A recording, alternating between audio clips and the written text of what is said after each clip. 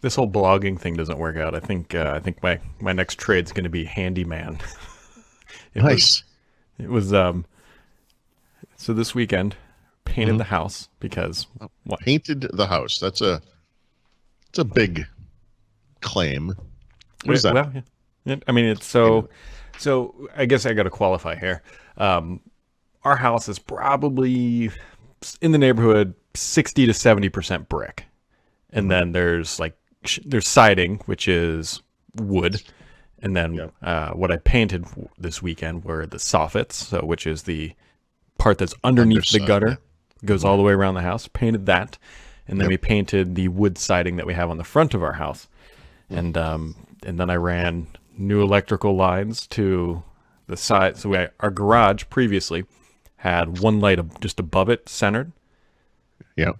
And what I Yep. did was I extended that electrical line over to the right side of the garage. We already had an electrical on the left side, and then drilled through, mounted two new lights on the side of the garage. Wow. And yeah, just a handyman weekend. Just Um, yep, yep. I could probably done some of that. I would have Mhm. done it poorly. Oh yeah, I didn't say it was great. I said it was No, done. no, but you did it. I mean, like that part where you're talking about drilling hole, like you put lights on either side of the garage Hmm. instead of just one in the middle, right?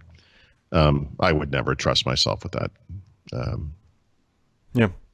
no, I wish I was handy like that. I don't know. It's kind of nice, I guess, right? I mean, I know how to run electrical lines now.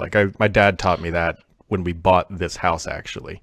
Yeah. Um, So I'm going to badly paraphrase an article I read today because mm-hmm, you've reminded me of it, and I'll tie it back to a conversation I had had semi-jokingly with my no, not jokingly with my son, mm-hmm, but when my son was going into college, of course, faced with this great expense, mm-hmm. I offered, or I said to him, maybe you should go into like a trade. Sure. I feel like there will always be a need for people who are like plumbers or Oh, there always electricians is. or Yeah. carpenters. These are great skills to have. Mm-hmm, They'll survive whatever this tech thing is we're doing. This will have come and gone, and we'll mm-hmm, still need these kinds of people. And of course, what he's doing is getting a job in user experience, whatever, blah blah mm-hmm, blah. Anyway, so the thing I saw today was a story. There was a report that came out recently. It was about salaries for people coming out of school. mm-hmm. And the conventional wisdom these days is that everyone should get involved with some sort of a technology related degree, especially with some programming experience. Mm-hmm. And the data there is that supposedly the average starting salary of a person who gets a degree like that, Mm-hmm. as opposed to someone who gets a degree in like history or English or something like Yeah. that, is X percent higher, like right out of college, like Mm-hmm. $60,000 a year versus 47 or something on average in the United States, something like that. The interesting thing that's come out of this, though, is that that's only true in the beginning, and that people who go into non-tech careers Mm-hmm. actually tend to do better over time. And so they make their salary gains toward the end, not right up front, Mm-hmm. but they're longer lasting. Hmm. And the problem with technology, and this is something, I got to be honest, should have been obvious, Yeah. is that technology changes so much. Oh yeah. So if you go to school today and I'd have to make something up, like if you learn to be a Java programmer or Mm-hmm. whatever it might be, that thing that you study in college is going to be gone in like 5 years. Like you're not going to be doing that anymore.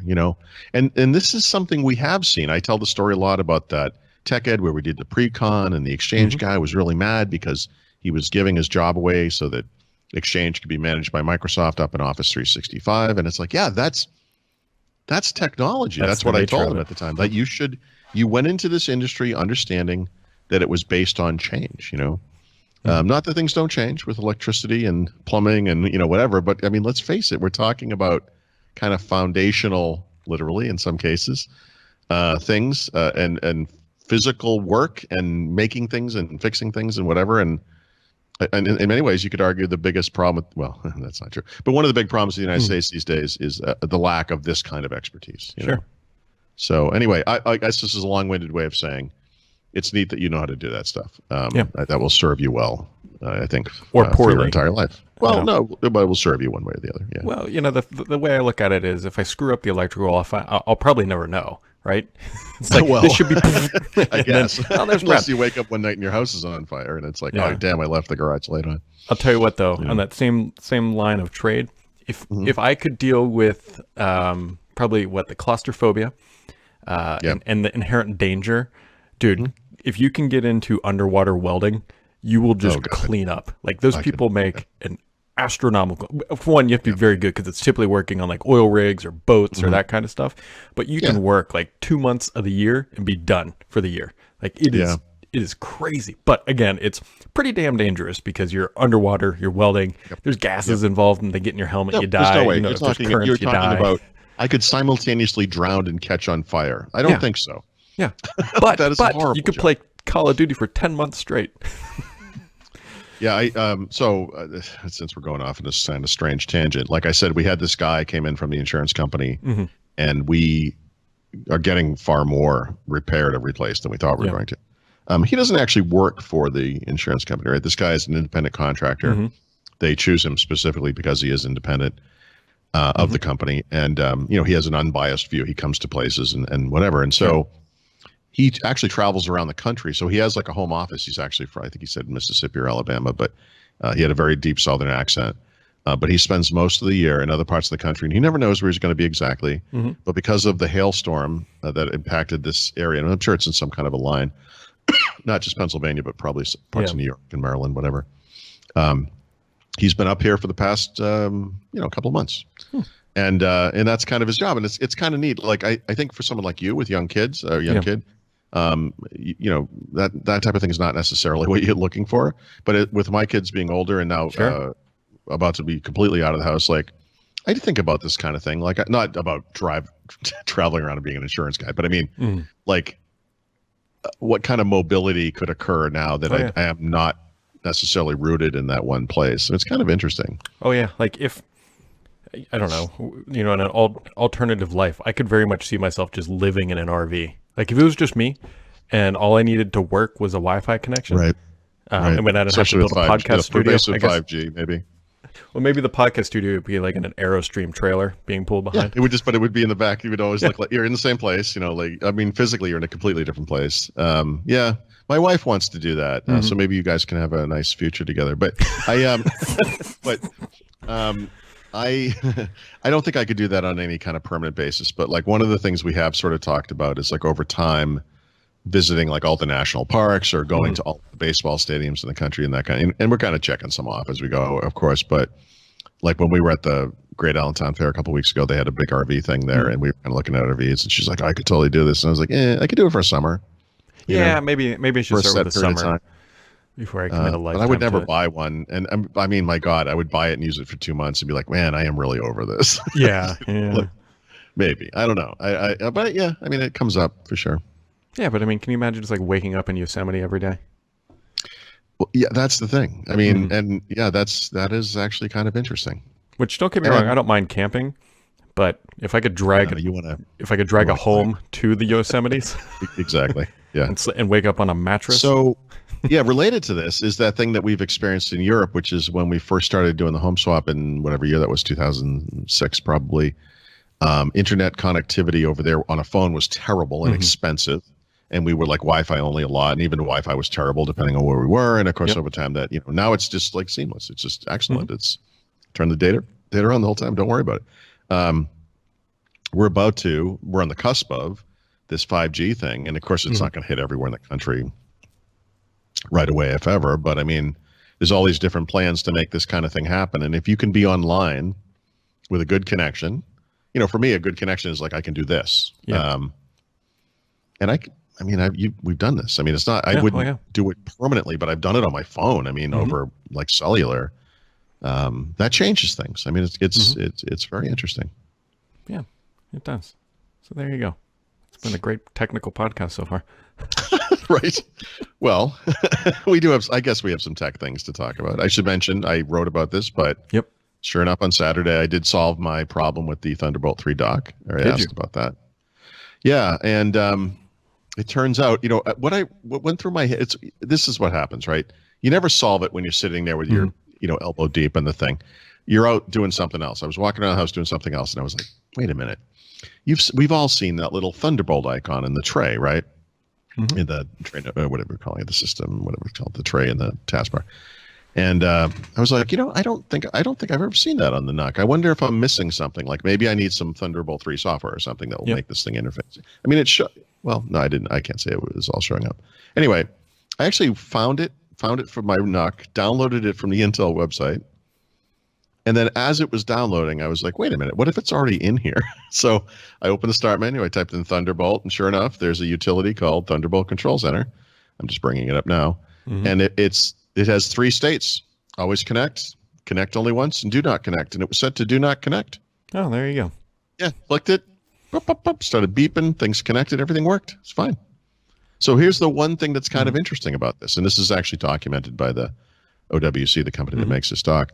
When the computer goes to sleep, all of the ports on the dock go to sleep. Sure. So the ports behave as they would, if they were literally inside the computer. Although most people probably know they're kind of wake on, if there's a wake on functionality in USB.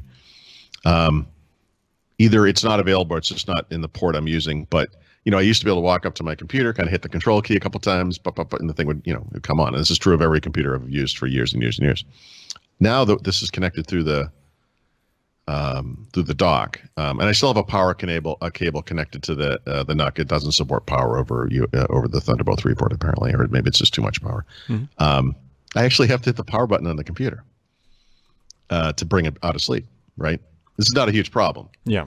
But I was thinking about hiding the computer because I'm literally not using any port on it for anything, and it's a little louder than I would like. And I was thinking of, I could put it under the desk. I could maybe mount it on the back of the display. And I have to actually hit the button to wake it. But you know what? Whatever, it works. And the cool thing is, this opens up me to a new form of portability. So I thought about doing this today, but if I can make it work, I might try to do our podcast using Skype for Android on a Chromebook. Wow. I got to test and see if that's even possible. It seems like that should work. Yeah, this thing's held together with duct tape anyways. Why not? Yeah, just flying by the seat of our pants with that, We've made a living out of just winging it. It's kind of...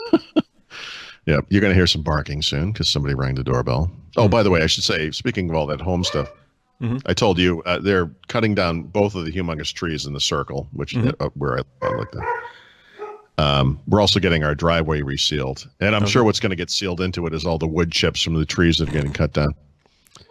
So it's probably related to that. It'll just be extra grip when it's snowy. Yeah. Your driveways get kind of a neat color to it. It's like flecked with beige. Flecked. Yeah. Pine flecks. One other thing worth bringing up. So on Friday, we talked about how, or at least I brought up how I think the watch is the new iPad. Yeah. Rumors over the weekend or starting late Friday is that Fitbit actually hired an investment bank to help them find a suitor to come and purchase them. Yeah. And since then, the one potential suitor has emerged. Who? And it is Google. And you recall, as part of that conversation we had, that I said, and I agreed with everything you said about the watch. You're right. I really feel that Google did wrong by not pursuing the watch harder, and even just failing for a couple of years, just because that's how you evolve it. Yeah. I mean, their phone business hasn't exactly gone gangbusters. Why couldn't you float a watch too, or Fitbit, Fitbit style thing, whatever? So I actually think that I don't own a Fitbit watch, but the Fitbit smartwatch, the second gen one especially, looks really good. Like it looks nice. It looks fine. And of course, it's not running on whatever the Android Wear thing is called these days, Wear OS. But maybe that's something that could happen over time. That'd be kind of an interesting fit. Bit. Yeah. Let's see what I did. I see what you did there. It was terrible, but you did it anyway. So sorry, I know. So did you play the Call of Duty beta? Yeah, a little bit. I tried to on Sunday and I couldn't get in, and I thought maybe they had closed it early, and then later in the day I got an email. They were like, "Hey, time's almost running out," and I'm like, "Thanks, typical." Yeah. Xbox / Call of Duty. But yeah, this is a game I could see myself playing for the next year, and I think that's all for me. That's the kind of deal. Like, I'm done with like Call of Duty Black Ops 4. I'm kind of done. Like I went through all the prestige levels. There was nothing else to achieve really. I had maxed out every weapon except for the sniper rifles, which I find tedious. and then I like you can reset on prestige, and then I stayed on the I went all the way up to like where I would have prestige, but I left it there for a long time, and then finally I just prestige it just so I could kind of start over again, just to kind of Hmm. make it challenging in a way. But honestly, like I'm like just done with it. It was just a good one. Yeah. I think I would say like this one and the last one, the World War II one, were both very good actually. Hmm. But they both have that feel of like they're not the start of something. Like Yeah. this is like we've been kind of failing, so we're going to bring back the thing you like from the past. Hmm. And I'm a little worried with Modern Warfare that could be what happens there. But honestly, I as a military shooter, I mean, I feel like this is where Call of Duty should be. It's it's a military shooter. So modern warfare, not like slightly futuristic warfare. Certainly not with zombie pom pom cheerleaders and dancing and whatever Hmm. stupid shit that is. I don't know. So yeah, I mean, what do you? So you played it more? Did you? I did, and I'm not Yeah, gonna buy not it. your thing. No, it's fine. It's a classic Call of Duty. Um, Yeah, for for me, I still think I prefer the battle royale style play versus the just run and yeah. gun of Call of Duty. And so, it's I think we've talked about this. The mm. problem I have with battle royale is the one and out kind of Oh thing, yeah, right? you got to be good. So if you suck, then it's not as fun. Well, no, but it's not even that. You could just get unlucky. I mean, it's Yeah. just Mhm. playing a match to a set number of points or whatever over some period of time, and you build up streaks as you go. And so, to me, that makes sense. But Yeah. I think that shooters are a little bit like they're like programming languages, like C based programming languages. Like they're all kind of similar, Yeah. but the differences kind of kill it. And I Sure. think the problem if you're used to like a Call of Duty, like I am, when you move to Battlefield or any of the battle royale games, Hmm. they're just like you recognize it. It's the same kind of thing, but it's off in some way, and it's not. Yeah. It's not because it's worse or better. No, It's no, just yeah. It's it's just a just little. I don't honestly it's a slower pace of play. Well, depending on how you know. play it, right? You could Yeah. drop with all the other people and make it real quick, where you can just kind of jump off by yourself and have it a little bit slower. Right. It's, Yeah, but yeah. as I said a couple of years ago, probably or Mhm. a year and a half ago, whatever it was, when this battle royale stuff first started. I don't know if it was PUBG or whatever at the time. I was like, this is like to me, that was just a game mode. It was something that Call Yep. of Duty Yeah, I could agree. adopt. But I think the problem is for Call of Duty or whatever for Activision is that it's not just the game play that took off. There's kind of a culture or a Hmm. I don't know what to call it. Like there's a thing around this that makes it's especially good for esports. That it makes it harder for Call of Duty because it's not it's not the thing. Right. It's just It's like not the part of the thing. focus. Yeah, yeah, Yeah. And the other thing too, which works against Call of Duty and to what you're saying is, so in Apex and in Fortnite, they update that. There's only one map. Granted, it is a massive map. They're really large, but they update yeah. it like once a Right. month. So they always have these real high like talking points which is good PR and marketing, which kind of keeps it fresh. And then Mhm. that's how they kind of stay in the headlines. Whereas Call of Duty, they I don't know. drop a new map every month. That would be crazy. Well, I mean, honestly, in effect, they kind of do, right? Because they release these DLC map packs, Hmm. but Oh yeah, I guess you're right. it's multiple maps. Hmm. But you have to understand, like, and this is simultaneously kind of fun, but also depressing. Like for Call of Hmm. Duty, oftentimes the quality of a given map pack or the quality of the maps that ship with the game may be kind of middling to okay or whatever. And then like the new map, like in some ways, like some of the best new maps are like classic maps from a previous game that they redid for the new game. Hmm. And it's like we're really this out of ideas, but then again, like I did really like that map. Yeah. And I would say like for this new game, like two of the best maps are classic Black Ops maps. Hmm. I mean, they literally go back to the first game, and they've in one of the cases they've made a version of it for every Black Ops game, and the other one they've made it for at least three of the four. But um, they're literally the best maps. The other thing that's happened, and I've seen this backported to Black Ops 3 and Hmm. to one of the other, I don't know, Infinity Warfare, maybe what they probably have done it for a couple of Call of Duties, but they'll actually take an existing map and they'll redo it with different conditions. So it will be Oh, like the okay. same map, but at night, or the same map during a Mhm. storm where it's like raining and getting kind of dark, which is, is Mhm. actually kind of cool, but it's still like they're just reusing the same stuff over and over again. Like it is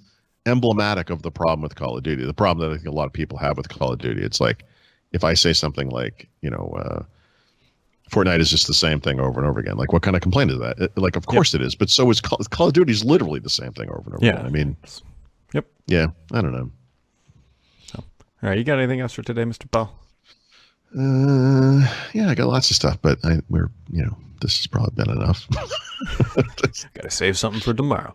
Yeah. Save something for tomorrow. All right, folks, that wraps it up for today. We'll catch all of you right back here tomorrow.